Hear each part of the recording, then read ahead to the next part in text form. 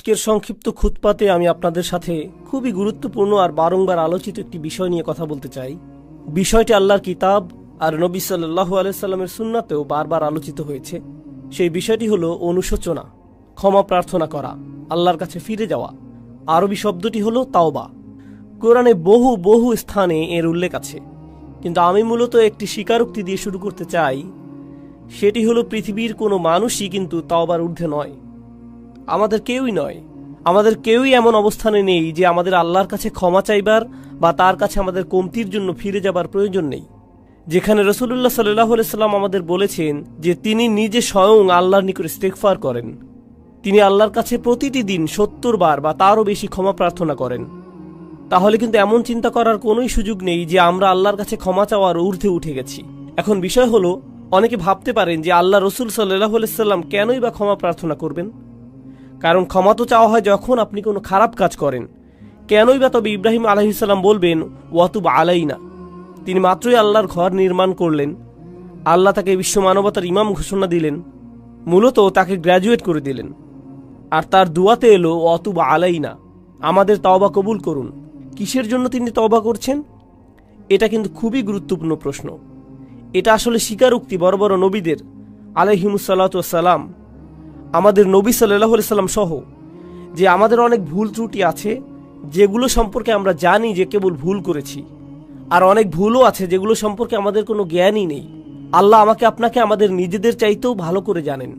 এমনকি আমি আপনি যেই ভালো কাজগুলো করি সেখানেও ত্রুটি থাকে। আমি জানি না আমার কাজ ঠিকঠাক মতো হয়েছে কিনা, কিন্তু আমরা সবাই আর কিছুক্ষণের মধ্যে দাঁড়িয়ে যাব, সবাই সালাত আদায় করব, আর সালাতের শেষে আমরা মনে করতে পারি যে আমরা হয়তো আমাদের উদ্দেশ্য পূরণ করতে পেরেছি, সালাতুল জুমায় সালাতের যে অধিকার তা আদায় করেছি। কিন্তু আমাদের প্রত্যেকের হিসেব খাতায় ফেরেশতা কি লিখছেন সেটা আমরা জানি না।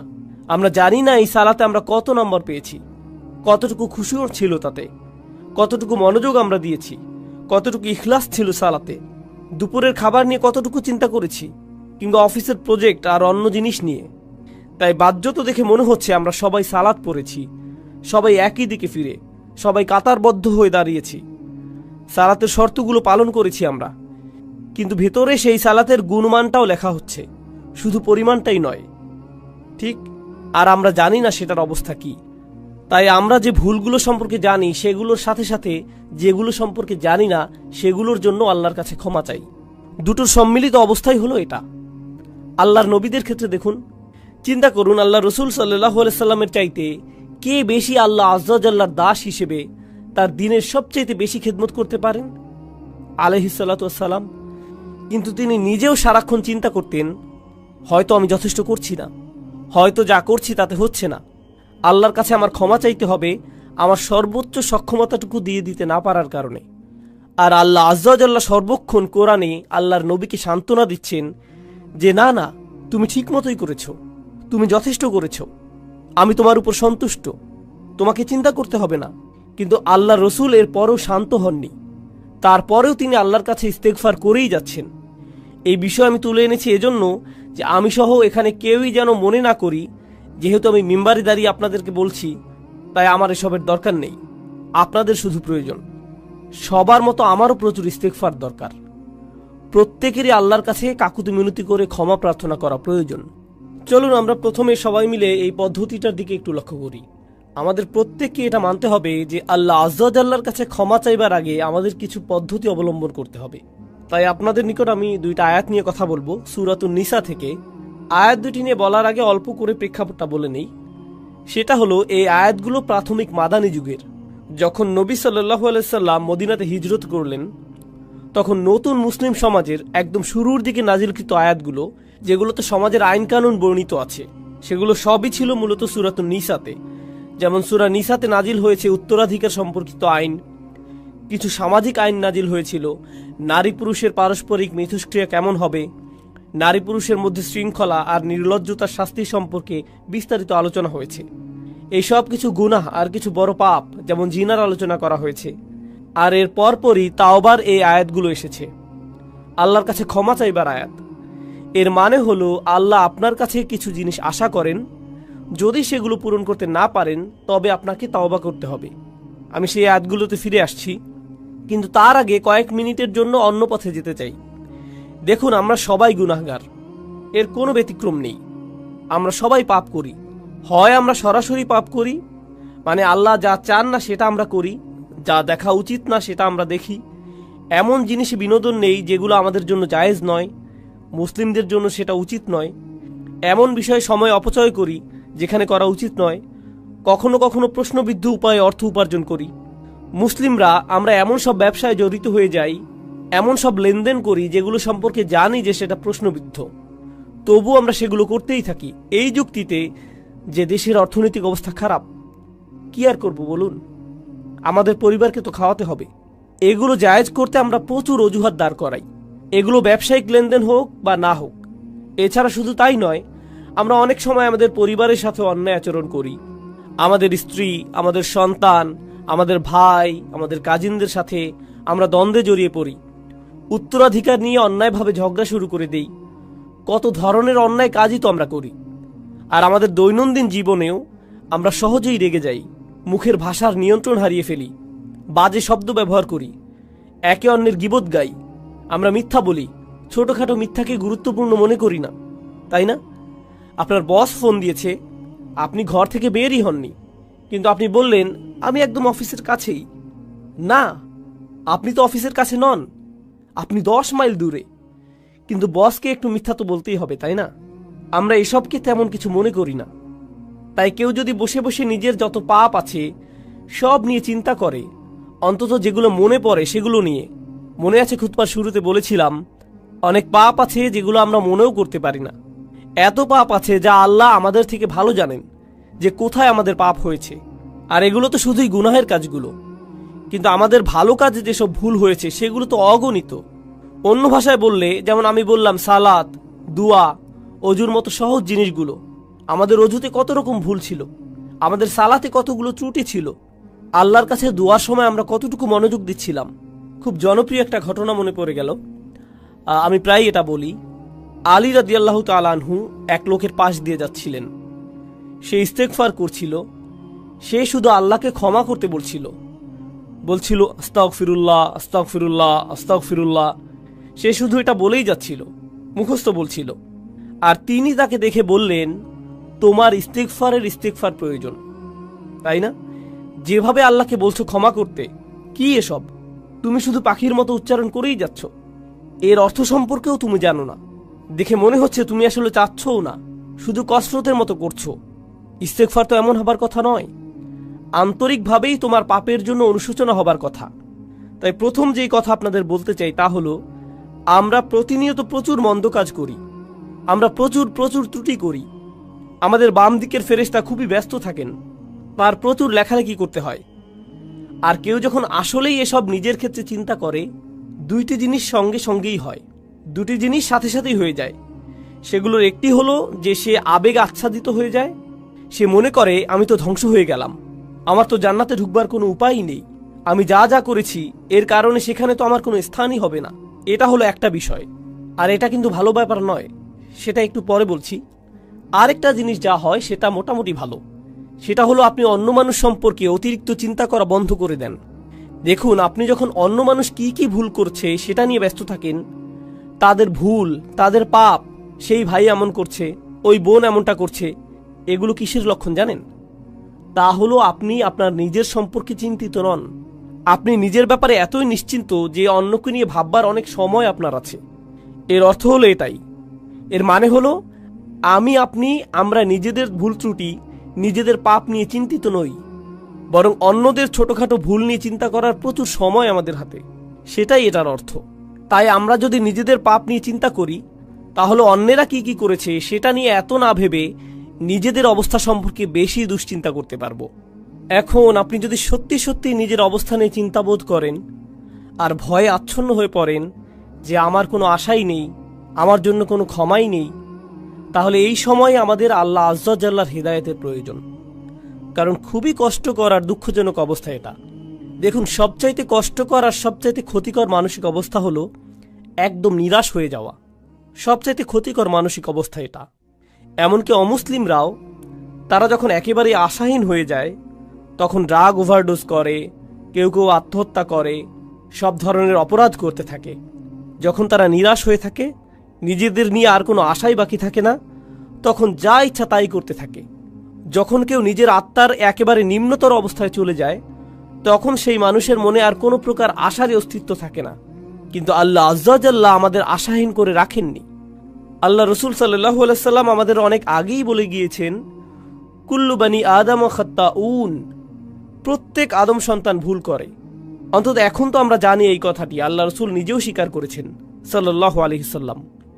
কিন্তু এরপর তিনি বলেন, ওয়া খায়রুল খাত্তাইন আত-তাওয়াবুন, ভুলকারী মানুষদের মধ্যে সর্বোত্তম হলো যারা আল্লাহর কাছে ফিরে আসে, তারা ফিরে এসে আল্লাহর কাছে ক্ষমা চায়।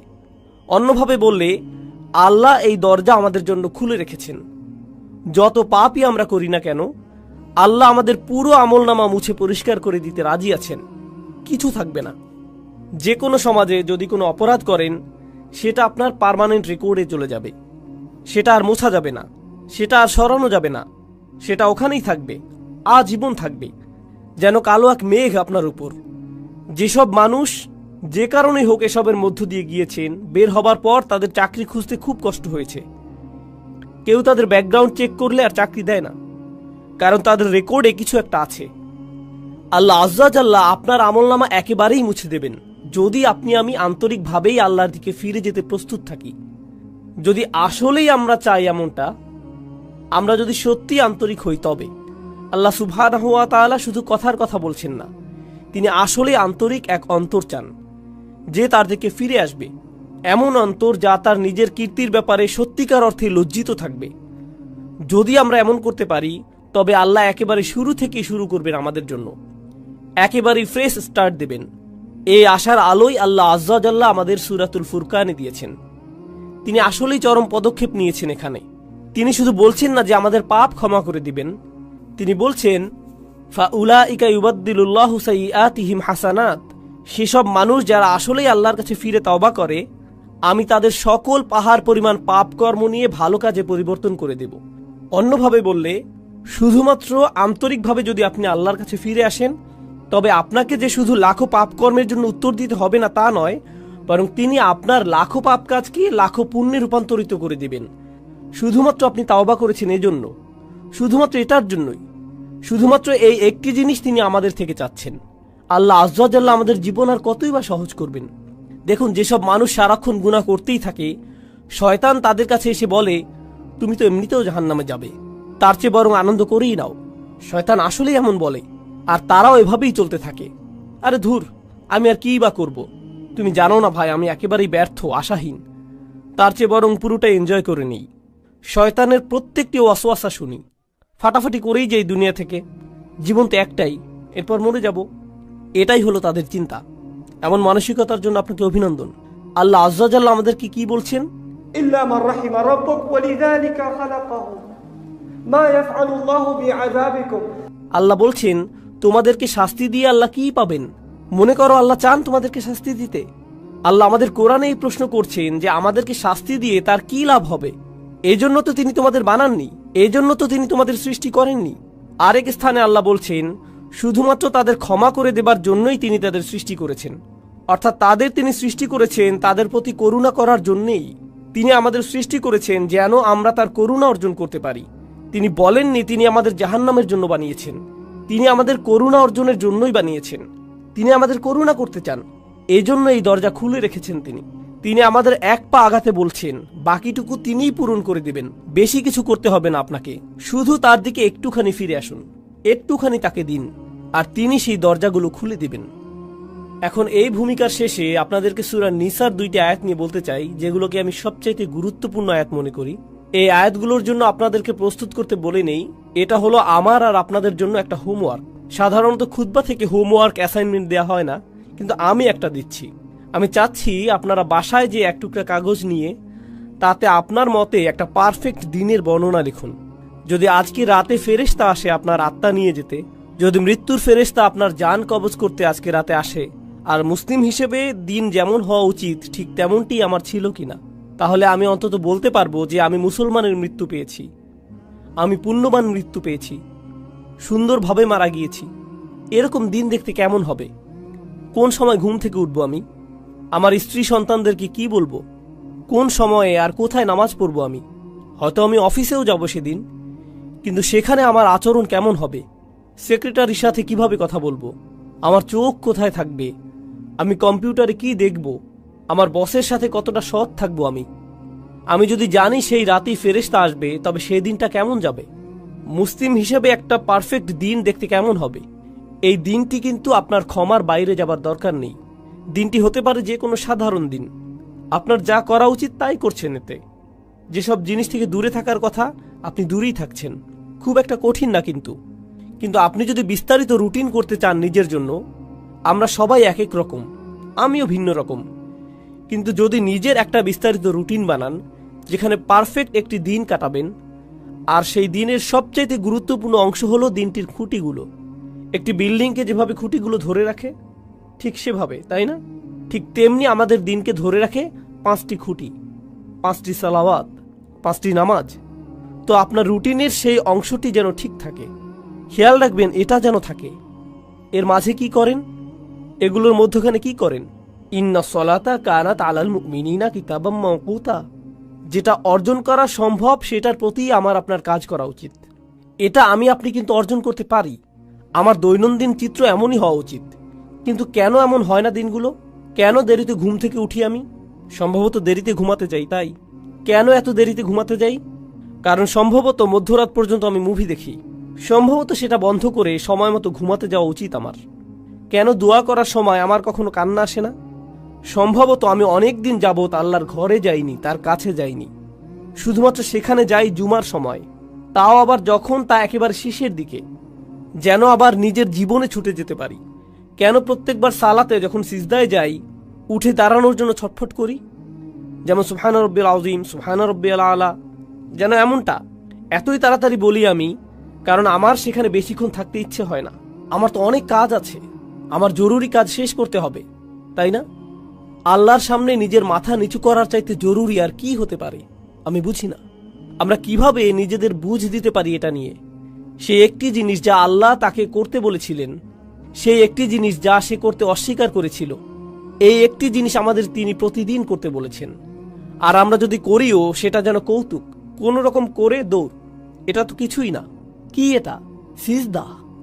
এজন্যই আপনার উচিত দিনের রুটিন বানানো। এখন আয়াতটি শুনুন। ইন্নামা তাওবাতু আলাল্লাহ। তাওবা শুধুমাত্র আল্লাহর জিম্মাদারিতে। আল্লাহ যে শব্দটি বলেছেন ইন্নামা কালিমাতুল হাসাল বিহাদিহিল আয়াহ, এই শব্দের মানে কি? এর মানে হলো আল্লাহ যা বলবেন এখন তা হলো একটি বিশেষ চুক্তি, শুধুমাত্র নির্দিষ্ট কিছু ব্যক্তির উপর কার্যকর করা হবে। সবার জন্য এটা না, এটা শুধুই তাদের জন্য যাদের বর্ণনা এখন দেয়া হবে। তিনি বলছেন আলাল্লাহ, কিছুই আল্লাহর উপর বাধ্যতামূলক নয়। আল্লাহ কিছুই করতে বাধ্য নন, শুধুমাত্র যা নিজের উপর বাধ্যতামূলক করেন সেগুলো ছাড়া।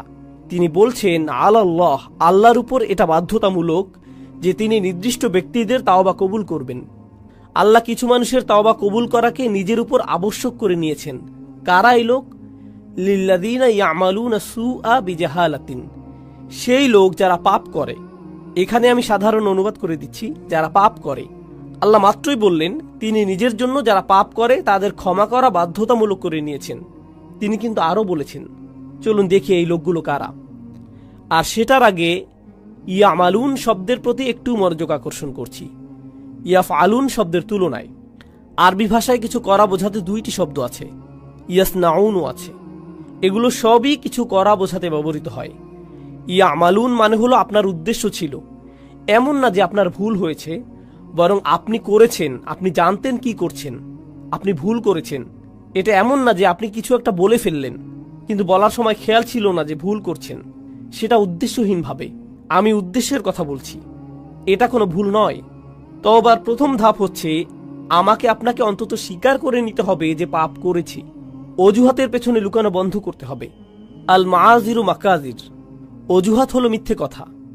অজুহাত মানে এটাই, আপনি যদি অন্তত নিজের সাথে সৎ থেকে বলতে না পারেন যে হ্যাঁ আমি ভুল করেছি, আমি পাপ করেছি, কোনো অজুহাত নেই। যেমন আমি আর অজুহাত দিতে পারবো না, আমি আমার অজুহাতের পেছনে লুকাবো না, তাই না? প্রত্যেকবার কোনো ভুল হয়ে গেলে শয়তান এসে বলে না না এটা তোমার দোষ না, সমাজের দোষ। তুমি অনেক চাপের মাঝে ছিলে, তুমি অনেক চাপের মধ্যে ছিলে, তুমি তখন খুবই রেগেছিলে।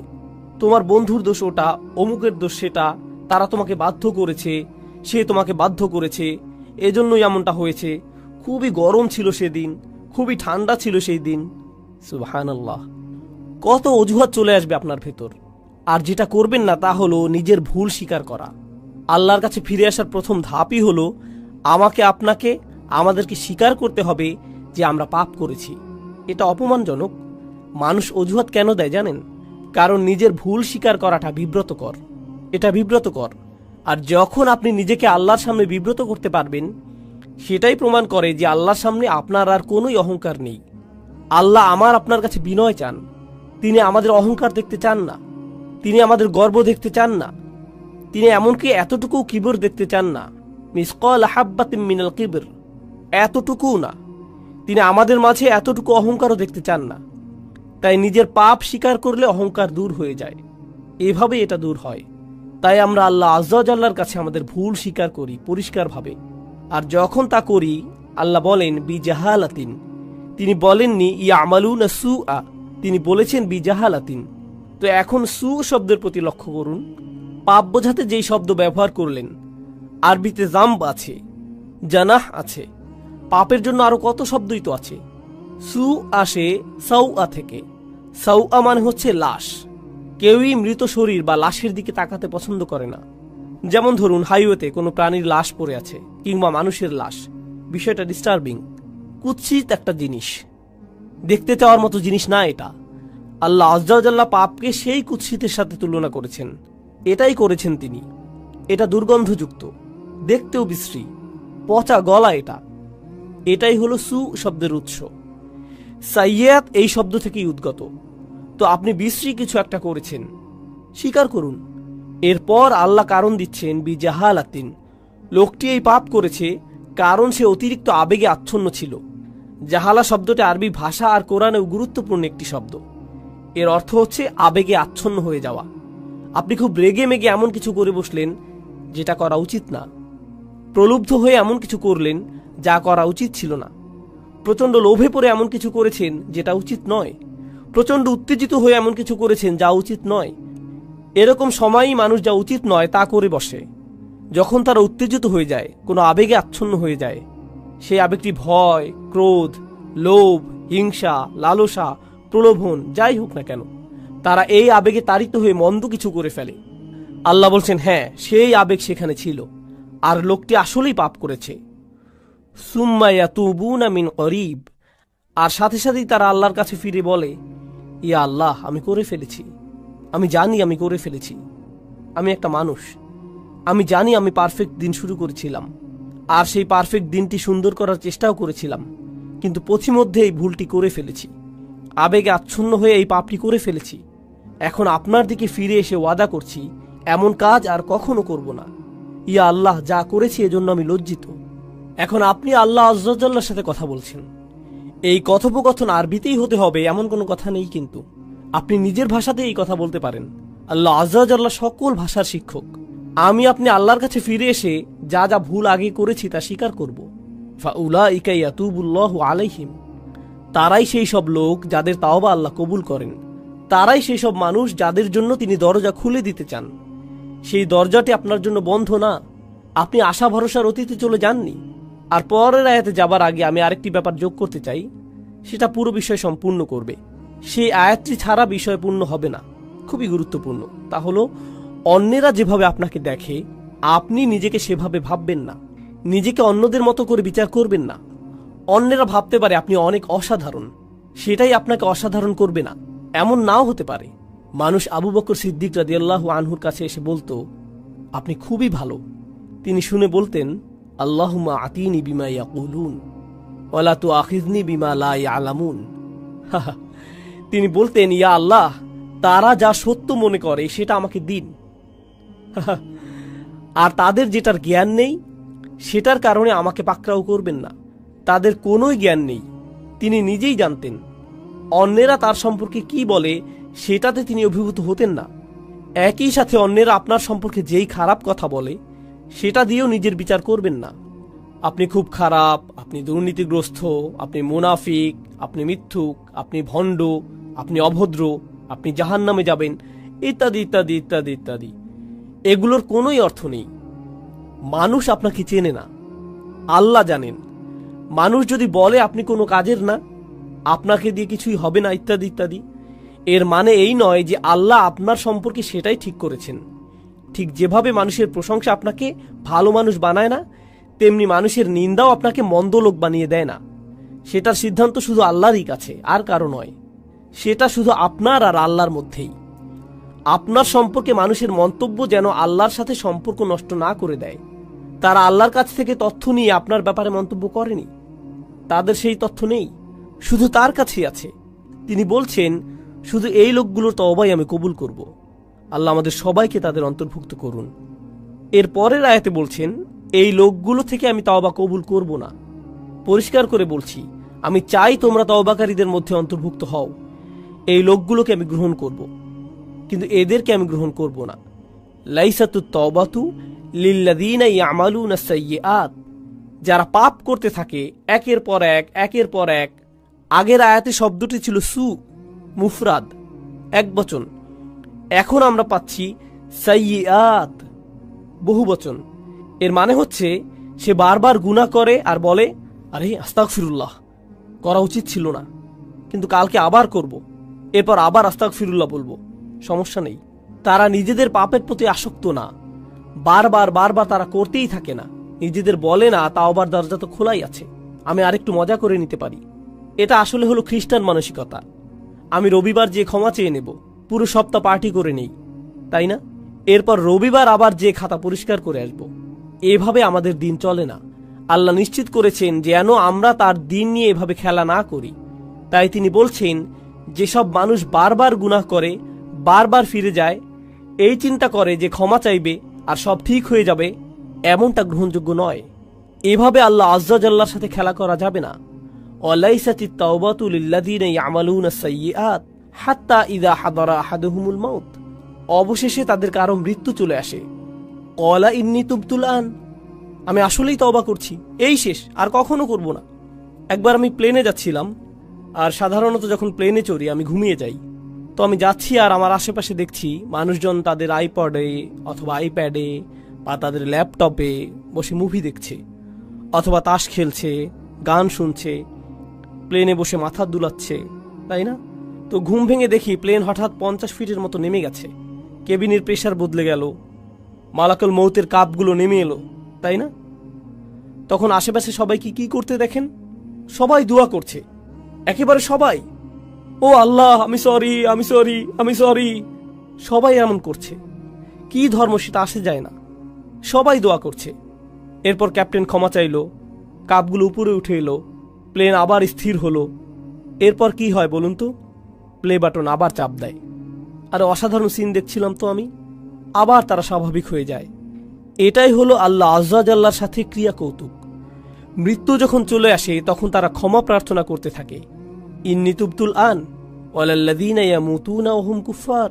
কিংবা তারাও না যারা অবিশ্বাসী অবস্থায় মারা যায়, মানে যারা তাওবা নিয়ে খেলা করে আর যারা কুফার অবিশ্বাসী অবস্থায় মারা যায়, আল্লাহর কাছে দুটোই সমান। তিনি তাদের একই আয়াতে ফেলেছেন, একইভাবে বিচার করছেন তাদের। আমি তাদের তওবা কবুল করব না যারা অবিশ্বাসী অবস্থায় মারা যায়, আর আমি তাদেরও ক্ষমা করব না যারা বারবার পাপ করতেই থাকে, মনে করে যে খেলা করছে। তারা বারবার করতেই থাকে, শুধুমাত্র তারা মনে করে যে তারা পার পেয়ে যাবে, কিন্তু এমনটা হবে না। উলাইকা আ'তাদনা লাহুম আযাবান আলীম, তারাই সেই সব মানুষ যাদের জন্য কষ্টকর শাস্তি প্রস্তুত করেছি। আল্লাহর সাথে আমাদের আচরণ হবে প্রথমত নিজের ভুল স্বীকার করা, দ্বিতীয় ধাপ আল্লাহর দিকে ফিরে যেয়ে তার কাছেই পাপ থেকে বের হবার দোয়া করা, আর তিনি সেটা করবেন। আপনি বলবেন না যে গুনাহটি আমার থেকে বেশি শক্তিশালী, কারণ আল্লাহ বলছেন, লা ইউকাল্লিফুল্লাহু নাফসান ইল্লা উসআহা। আল্লাহ কারো উপরই সাধ্যাতীত বোঝা চাপিয়ে দেন না। আপনি সামলাতে পারবেন বলেই আপনাকে মানুষ হিসেবে বানানো হয়েছে। আপনি আপনার পাপের চাইতে শক্তিশালী, আল্লাহ আজ্জা জাল্লা সেটা জানেন। আপনি নিজেকে প্রবোধ দেবেন না, নিজেকে ভুল বুঝিয়ে বেঁচে যাবেন না। আপনি যেই পাপে জর্জরিত থাকেন না কেন, আপনি সেটার চাইতে শক্তিশালী। এটাই আল্লাহ আমার আপনার জন্য করেছেন। তিনি আমাদেরকে সম্মানিত করেছেন। তিনি আমাদেরকে সম্মানিত না করলে আমাদের পাপ আমাদের চাইতে শক্তিধর হয়ে যেত, শয়তান আমাদের চাইতে ক্ষমতাধর হয়ে যেত। ইন্না ইবাদি লাইসা লাকা আলাইহিম সুলতান, আমার বান্দার উপর তোমার কোনো কর্তৃত্বই থাকবে না। আল্লাহ শয়তানকে বলেছিলেন তোমার কোনো কর্তৃত্ব থাকবে না তাদের উপর, অর্থাৎ সমস্ত মন্দের উৎস শয়তানের কোনো ক্ষমতাই নেই মানুষের উপর। তাই আমাদের অজুহাত দেবার আর কোনো কারণ নেই। আপনি আপনার পাপ স্বীকার করুন, আমরা আল্লাহর দিকে ফিরে গিয়ে আমাদের ভুলকে মেনে নেই, এরপর আন্তরিকভাবে আল্লাহর কাছে ওয়াদা করুন যে এসব থেকে দূরে থাকবেন। আন্তরিকভাবে আল্লাহর কাছে ওয়াদা দিন এসব থেকে দূরে থাকবার। আপনার ক্ষমতায় যতটুকু আছে তা দিয়েই জীবন বদলে দেবার চেষ্টা করুন। সেই পাপ থেকে দূরে থাকুন, সেটা মন্দ বন্ধুদের থেকে আসুক, কিংবা কম্পিউটারের সাথে একা থাকার মাধ্যমে হোক, কিংবা অফিসের কলিগদের থেকে, যেখান থেকেই আসুক না কেন আপনার জীবন থেকে সেসব বদলানোর চেষ্টা করুন। এটাই হলো তাওবা। সেটা অলসতার তওবা হতে পারে। আপনি হয়তো ফজরের অনেক পরে উঠে কাজা পড়েন, আহা কাজাটা পরে নেই, তবে এটাই আপনার কাছে নর্মাল হয়ে গেছে। সিরিয়াসলি আর নেন না এটা।